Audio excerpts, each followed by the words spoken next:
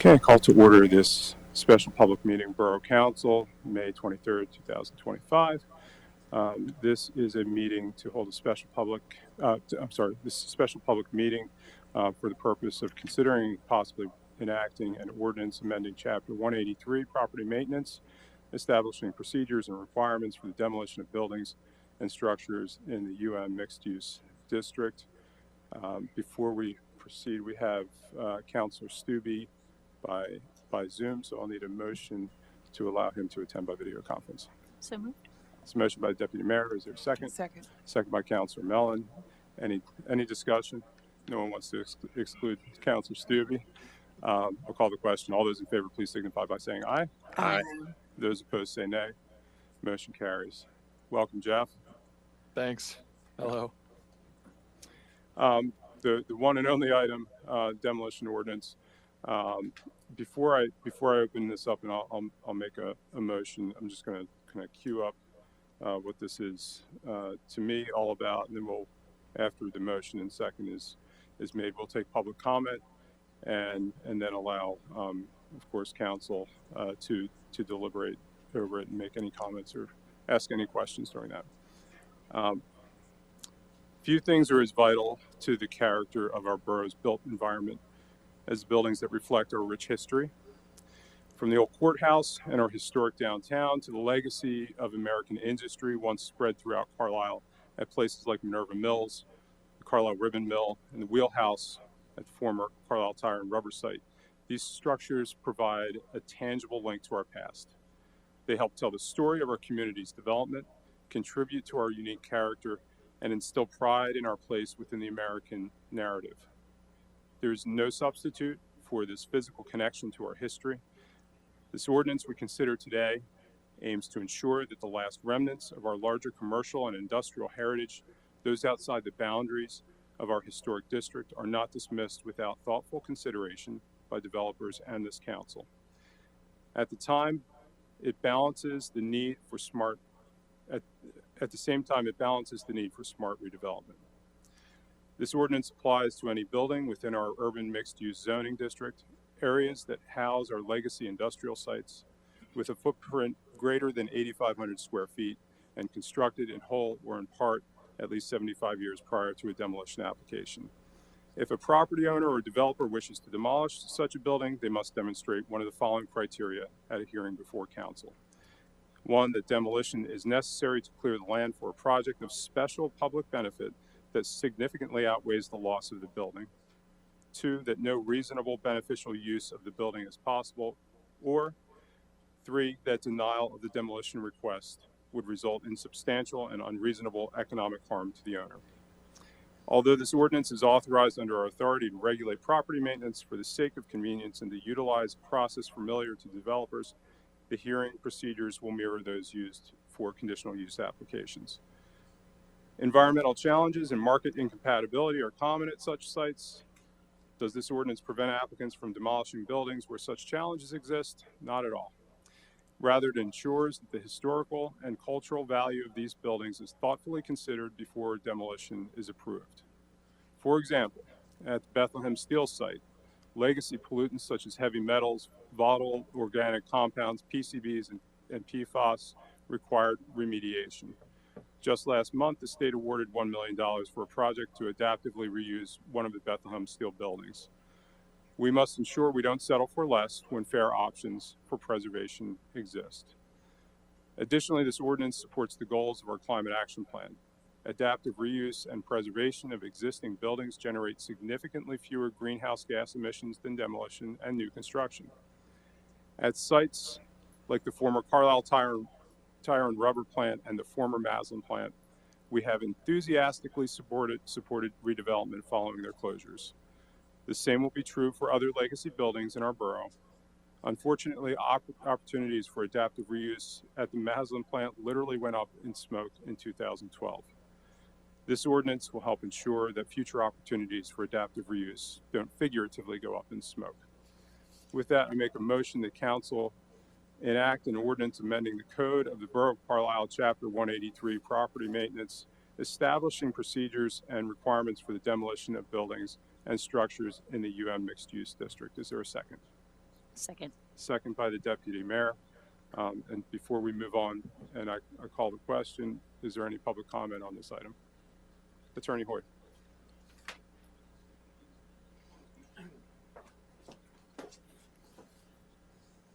Your Honor, members of council, thank you for the opportunity to address you this morning. Tim, we'll just get Timothy Hoy of Meddy Evans and address. My name is Tim, and I'm here in two capacities, actually. I am outside counsel for the Real Estate Collaborative, which is the entity that has contracted to buy the Frog Switch site. But I'm also here, just as importantly in my mind, as a resident of this town. And it's from those two perspectives that I address you this morning. By way of background, REC FS LLC, which is an arm of the Cumberland Area Economic Development Authority Corporation, has agreed to purchase the Frog Switch site. And we are scheduled to close on that transaction next Thursday, May 29. I do want to be totally clear with you that regardless of what council does today, and I want to say this in front of our good partners in this transaction, the directors of Frog Switch, it is REC's plan to close that deal and to live up to its commitment with respect to the site. So that is going to happen next Thursday. And that is the culmination of a process that began probably in 2023 that ended in the signing of a purchase agreement in August of 24. Through months of due diligence, we are finally at that doorstep, and we're very excited about that. It is REC's commitment, in conjunction with the Pennsylvania Department of Environmental Protection, the United States Environmental Protection Agency, the Department of Community and Economic Development, and this borough, to repurpose an environmentally vulnerable manufacturing site into a property which will be a thriving portion of this community. So it is from that perspective and commitment that we come before you today. Our request to you this morning is to table your vote on this ordinance. And I want to set forth a couple of the reasons that REC is making that request of you this morning. Based on the timing of the ordinance and some of its content, it looks like the ordinance, at least in part, is specifically targeted at the Frog Switch site in this project. We respectfully submit the council should not adopt an ordinance which is aimed at a specific project or site, and it should not, without greater notice and study, indirectly expand the historical district of this borough by imposing what are clearly history-based criteria on obtaining a demolition permit. Secondly, with respect to the drafter, the ordinance is somewhat vague and subjective, which is going to make our compliance of the ordinance very challenging and costly.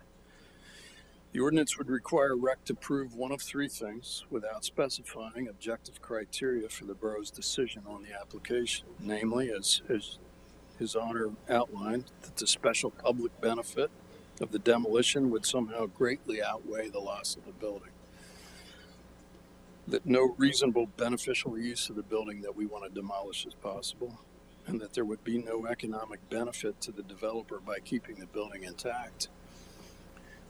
That burden shifts to the applicant, i.e. REC, to obtain the demolition permit. And it seems to us that burdening REC with proving these subjective points, and it will be REC that is going to be the first party out of the box to have to do this. Instead of simply requiring it to demonstrate that the demolition will be done safely without jeopardizing the structures on surrounding properties, will require REC to engage expert studies, which will in turn divert significant resources for professional fees, which could be used instead to repurpose the site. Third, impeding or delaying demolition on the site may threaten the PA Sites Award, which REC has recently successfully obtained. Quoting to you directly from the DCED's public announcement last week regarding the award, a grant of $6 million and change, and a loan of $4 million and change will be used to redevelop the former Frog Switch and Manufacturing Company property, and includes environmental assessment and remediation, asbestos abatement, demolition of 40 existing buildings, and site improvements. The plan on which the award was based assumed the demolition of structures which are, in and of themselves, environmentally vulnerable. If the permitting for that process is unreasonably delayed or withheld on the basis of subjective criteria, the award may be at risk. To my knowledge, this project is the only PA Sites grant awarded to a Cumberland County site. And we respectfully ask that the borough not adopt this ordinance today, which could jeopardize that award and perhaps other similar grants and awards in a community in which I live that wants to keep and attract residents. Finally, this is my appeal with my hat on as a resident of this borough. And a little bit of confession about my age here. Beginning with college in the late 70s, I have driven by the Frog Switch site hundreds, if not thousands of times for almost 50 years. It has gone from being a thriving manufacturing site to a vacant site with unused buildings, which will at best be an eyesore at one of the main gateways into this town, and at worst, as they continue to decay, become what we in the legal world call attractive nuisances, i.e. places where people could get hurt, places where people want to perhaps engage in vandalism or worse. As a resident of this town, I got to tell you, I'm thankful that this site will soon be turned around because of, first of all, the actions of the directors of Frog Switch, who as good stewards of this property have agreed to give REC the chance to repurpose this site, and with gratitude to the professionals leading REC as primarily volunteers who, working hand in hand with borough and county officials, have agreed to put in the time and take the hard steps necessary to make this site a vital, thriving piece of Carlisle. For these reasons, I ask on behalf of REC and as a resident of Carlisle that you not adopt this ordinance today. Give us the chance to address whatever concerns have led you to consider adopting this new ordinance, certainly in part with respect to this project. Give us the chance to put the state's $10 million award/loan to the use for which it was intended, and work with the hard-working representatives of REC and CADIC to approve this corner of Carlisle. And that's my pitch to you this morning. Again, I make that to you as counsel for REC, as a resident of this town, and with an offer personally in both those capacities to work with you to address the concerns that have led you to take this step today. Thank you for the opportunity to address you this morning. I believe that REC's chair, Andrew Francesco, would like to address you at this time. Thank you. Sure. Tim, and maybe I may have a question for you. I want to just address something to the solicitor for a moment. Solicitor Brennan, sorry to put you on the spot. So with this ordinance, would it be your opinion that if we table it, the pending ordinance doctrine would apply? I believe it would, because it is a permit process. Right. So we've established the hearing for the ordinance, have advertised it. So anything that would come in as a demolition permit would have to comply with this ordinance, even if that application comes in prior to our eventual passage of it. That's an accurate statement? Okay. Which means virtually you've adopted it, and so if that's the case, then I would ask you to reconsider it, not adopt the ordinance, and pivot and consider something in the alternative. But I'm trying to give you space, Attorney Hoy, and give counsel some space to. One, I'll address. This isn't just about this project. There's at least one or more sites that this would apply to in the borough. Two, if there's a need to have a discussion, what the pending ordinance doctrine would allow us to do is have those discussions for this site in particular, hold off on approval, have those discussions, and then see if we can reset things for the site, which we all absolutely want to see redeveloped. I signed a letter of support for the PA Sites grant and loan award for that reason, and I think we look forward to having that Eastern Gateway improved.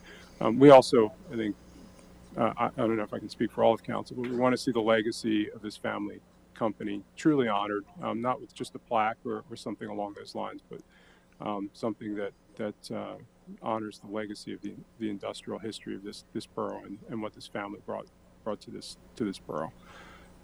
May so, I respond to yeah, this? absolutely, yep. Mm-hmm. Yeah. First of all, if this ordinance would apply to other sites in Carlisle, like it does to this one, again, I think it would be appropriate for whoever are the owners of those sites to have an opportunity to also consider this ordinance before it's adopted. Two, with respect to timing, it's my understanding, although Andrew can speak more technically to this, that we are months away because of the grant process and because of the process for obtaining proposals before we could begin demolition. So demolition is not imminent. There will be no equipment on the site on the day after we close bulldozing buildings. Number three, with respect to your last point, I mean, we want to be in a consultative process with you, and we'll commit to that. Those are the responses I wanted to make to you with respect to your last points. Yeah, thanks, Tim. Any other questions from anybody else before I sit down? Andrew, good to see you. Thanks for coming out this morning. Sorry to drag you out on 8 o'clock for a meeting in Borough Council. As a contractor, I'm up early.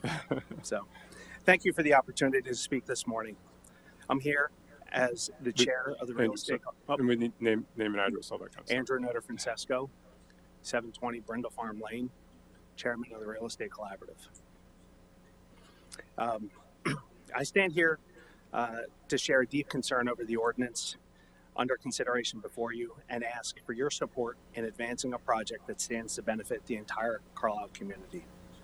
REC is a nonprofit made up of volunteers, professionals, planners, and subject matter experts who are donating time and expertise to this community that we live and work in. For almost 2 years, we've been working closely with the current owners, the descendants of John Hayes, the founder of the Frog Switch Company, Bessie Jamison, Jimmy Torrance, and others, and her team to transform the ownership of the Frog Switch manufacturing site to the Real Estate Collaborative and engage in a multi-year effort to transform the site. For more than 100 years, the site has been an important industrial and economic component of the borough, but rising cost and increased international competition forced the facility into a difficult decision to close operations in 2023. Neither the Hayes family nor REC wants to see the former industrial site sitting vacant in this community, and so we have taken up the challenging task of preparing Frog Switch for future development.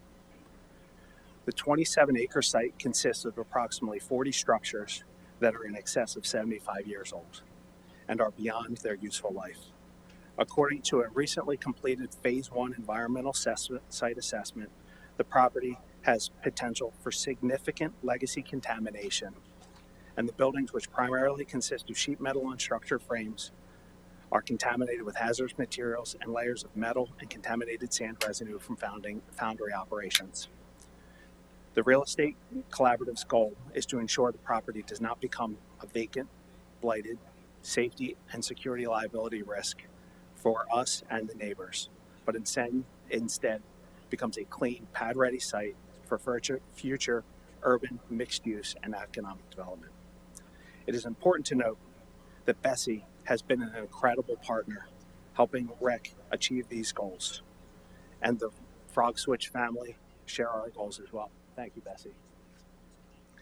They chose to work with REC because they believe in a community-centered vision, and more than that, they've backed that belief with a financial loan to the Real Estate Collaborative to support the transformation of the site. We do not take that loan lightly. The process the REC is undertaking to redevelop the Frog Switch site has been thoughtful and systematic, with each step directly supporting the next. In 2022 and 2023, Cumberland County Housing and Redevelopment Authority secured a technical assistance grant from the U.S. EPA Office of Brownfields to conduct a site reuse and feasibility study for the Frog Switch site. The EPA team evaluated current conditions of the site, conducted a market study, held stakeholder outreach meetings, and determined economically feasible and community-supported reuses of the site. Their evaluation included a scenario where Frog Switch remained in operation. In the absence of Frog Switch's continued operation, the recommended scenario was clearing the site to support the highest and best use scenario for mixed-use redevelopment. REC used the EPA team's recommended development scenario to secure a real estate appraisal that provided an analysis of the highest return on investment from as-is site to that would be redeveloped into what the future vision would be. The appraisal has been the foundation of several of REC's funding applications for the site, along with cost estimates provided by demolition and environmental professionals.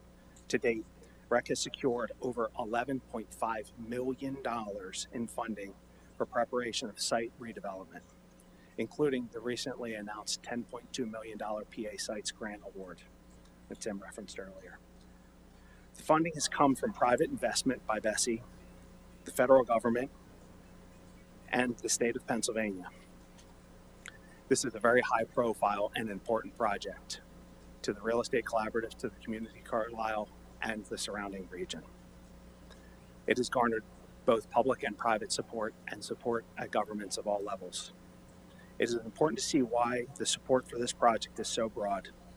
The potential of economic development is evident, but equally compelling is the opportunity to help an underserved community of Carlisle.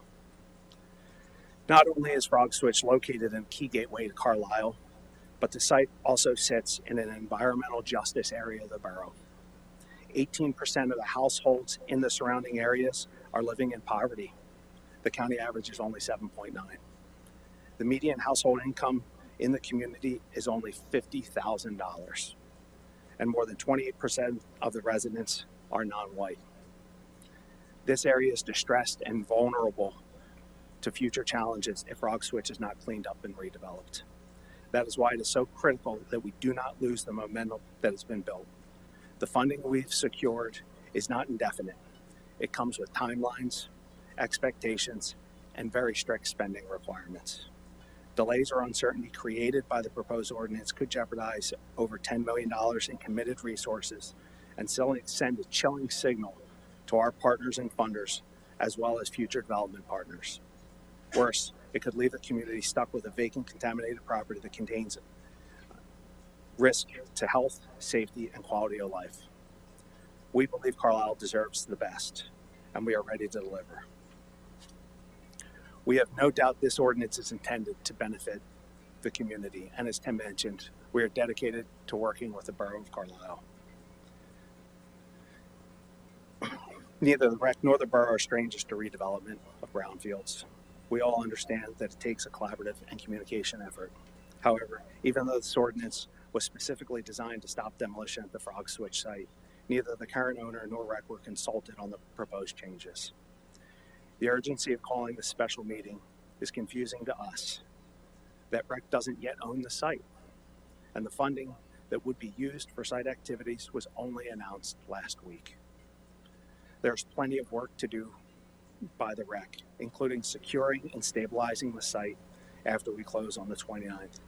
As a result, demolition will not occur for at least several months. We have to go through the phase 2 environmental testing and inspection, which will be a minimum of 6 months until we get that report back.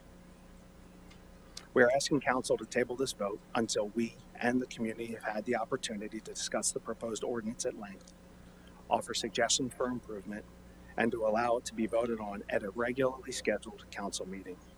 We're asking for the council's support in facilitating REC's desire to serve the community, not to obstruct it as adopted as adoption of this ordinance would surely do. I know there's other project stakeholders here that would like to speak, so I'll yield the floor. Thank you. Thank you, Andrew. Jen, come on up.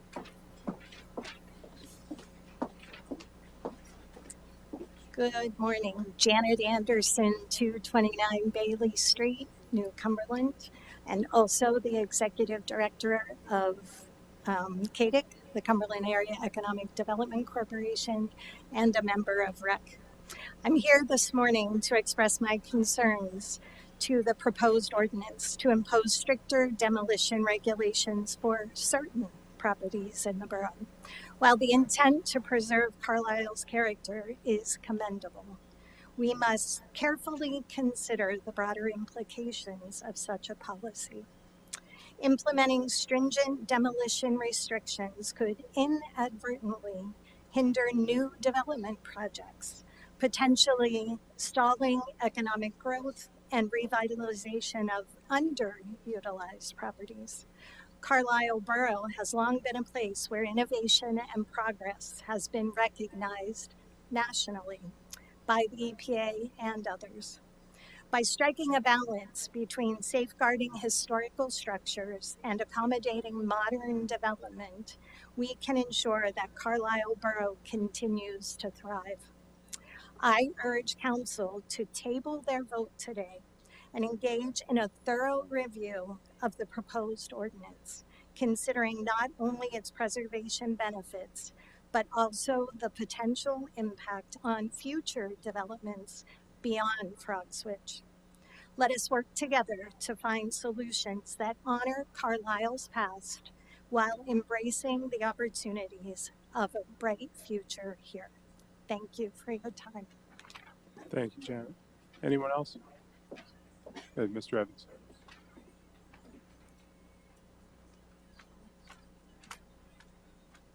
And Jim, you've been here before, but Yes. Same drill. You know the drill. Yeah, James Evans, 157 B Street. I think a lot of it was covered, and I appreciate the comments on the development of the site. But I will come here just to say, I've talked to a lot of people in the community, and I believe this motion to change the ordinance should be tabled because a lot of people feel the same way that a warehouse project in Middlesex was rushed, and they had a meeting at 7 o'clock in the morning where a lot of residents are not allowed to attend to provide feedback on a potential vote on this ordinance. We're at a holiday weekend, so some people have already probably departed town. Some people are at work or on their way to work that couldn't make this meeting, where in the evening would provide an opportunity for those folks to provide further input that may affect the vote on whether to table or move forward or adjust the ordinance. I believe there's a way to preserve buildings from a larger perspective, and I think we need to throttle back, table this amendment, and take a look at how you recognize that historic nature through other means. But some of the things are very subjective, and it feels of government overreach.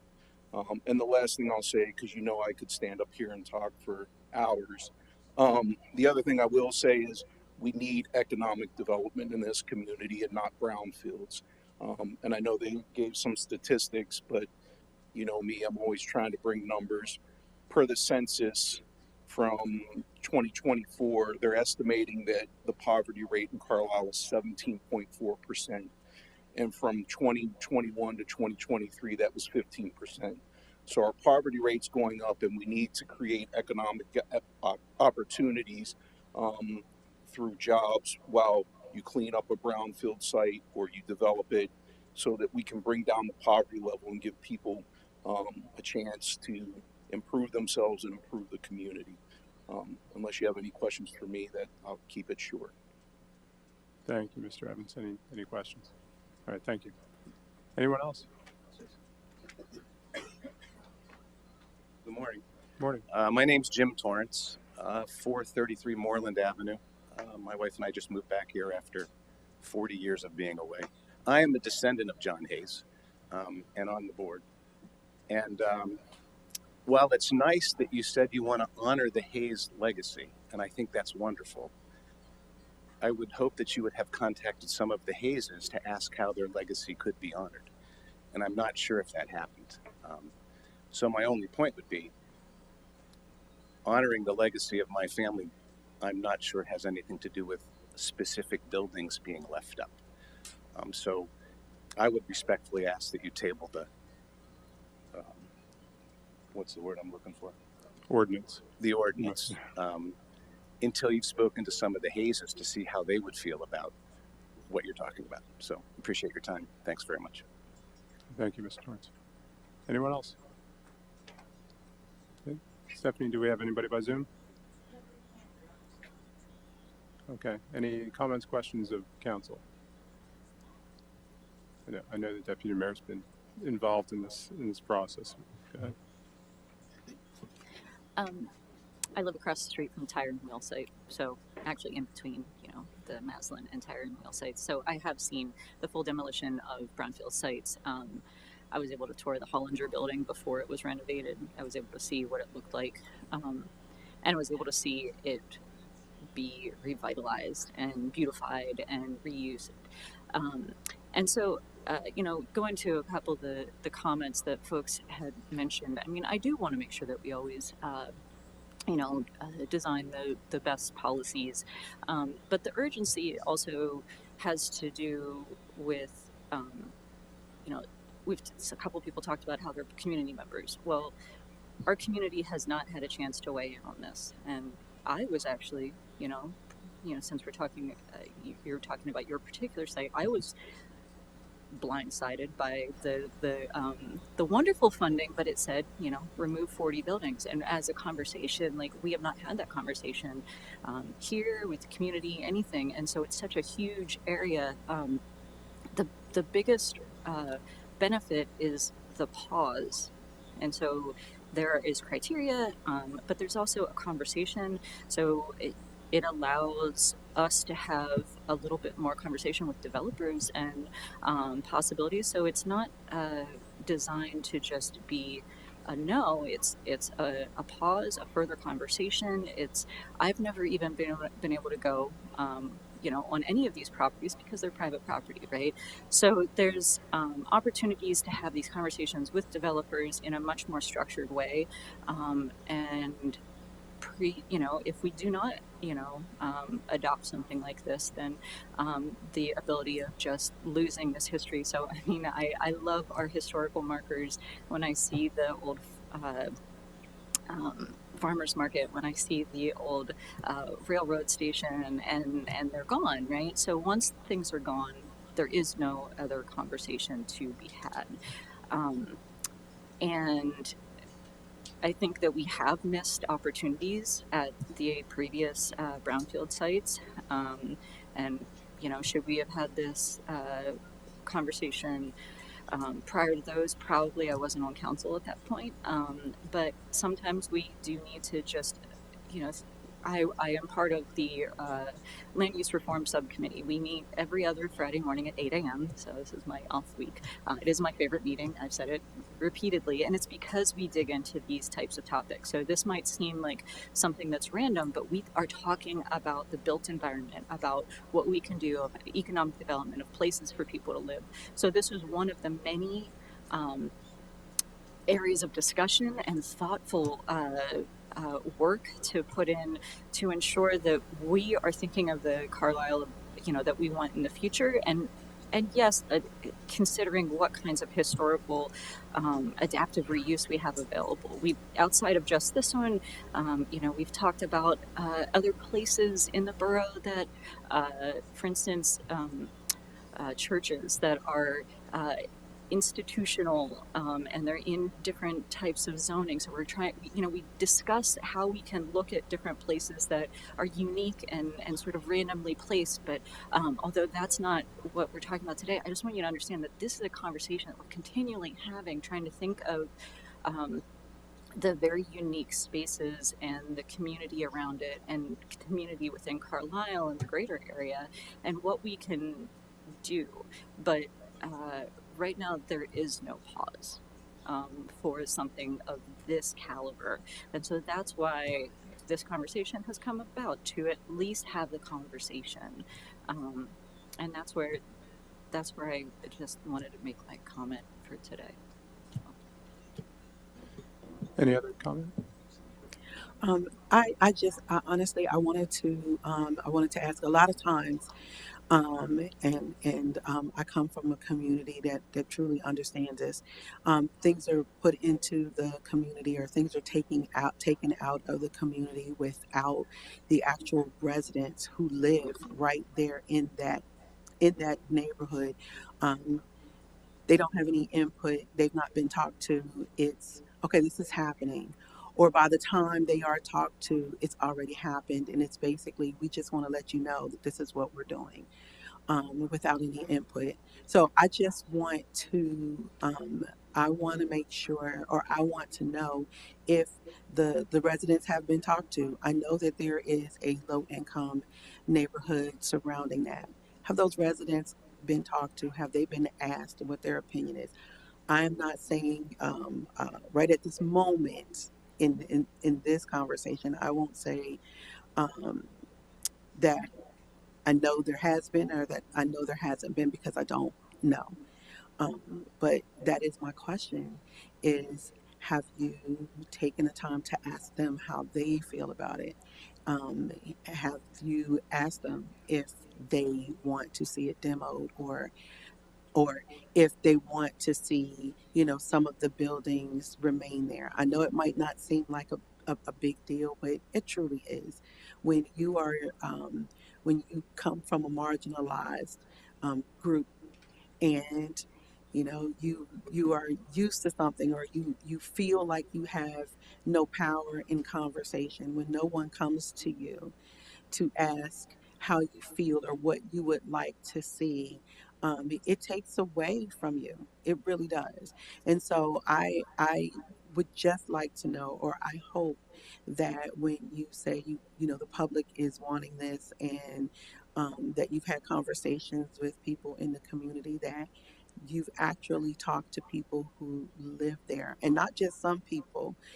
It's a big community, and I realize that it can be a lot when you're trying to go either door to door, or trying to get people to come together to discuss and have the conversation.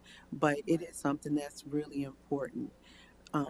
So I'm either asking or suggesting, if you haven't, to make sure that you're having those conversations. It's Yeah, I'll apologize for that. So, thank you for the question. So, in 2022 and 2023, as I'd mentioned in my remarks, Cumberland County Housing and Redevelopment Authority was the beneficiary of a grant that they used to engage the federal EPA and a planning study that was done. So that document is actually available, and we can send it to you. It was officially published on March of 2023.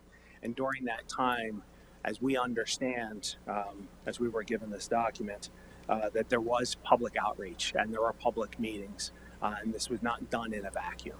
Thank you. Thank you, Andy. Any other questions or comments?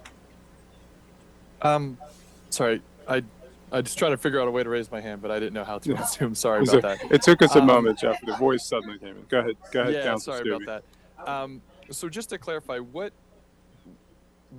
or would there be any issue in the council tabling the resolution and considering it at a regularly scheduled meeting, or placing on a future workshop meeting for discussion and then scheduling at a regular scheduled meeting? I'm just kind of trying to further glean information on the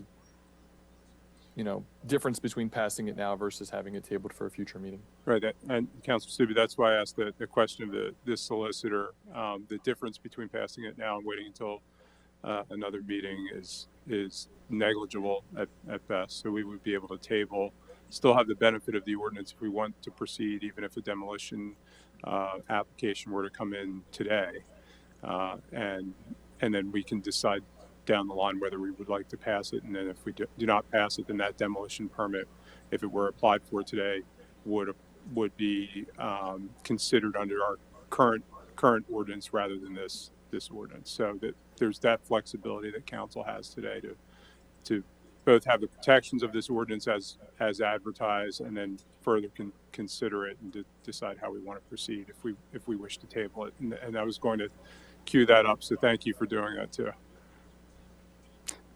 Mr. Mayor, I'm sorry to interrupt you. I'm sorry, Jeff, to interrupt you as well. Before you get to a point to take further action beyond the motion and second, I'd like, with your approval, to have a brief recess to speak to you and Manager Armstrong, and then proceed with this meeting. Sure. Okay. Thank you. Is there any other questions or comments from council before we'll go into executive session to have that discussion with our solicitor? Okay. Just bear with us, folks. We're going to head into executive session. We'll come back. How much time do you think we'll? I just need two of you. Okay. Mayor So we and don't even Susan need an Armstrong. executive session. So we're No, okay. it's just, I want to confer with you very briefly. Okay. It'll take no more than 2 or 3 minutes. Oh, I got you. Okay. So we're in recess for 5.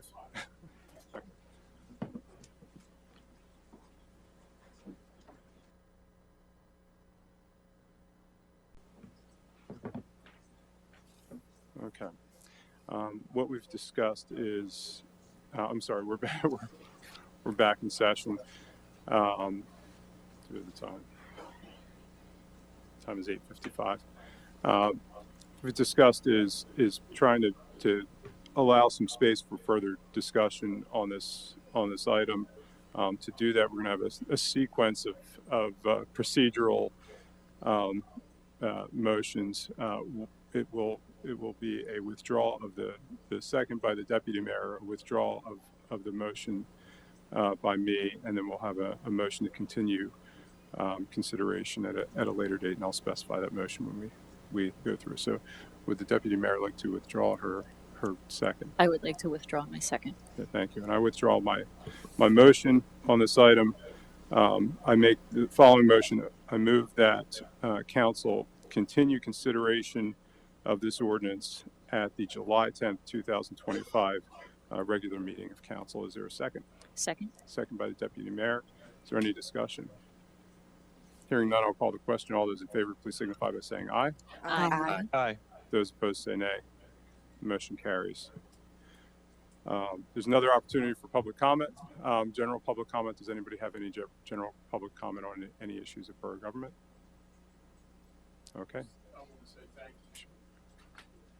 Okay. Thank you. Thank you for attending. Mr. Attorney Cox, yeah.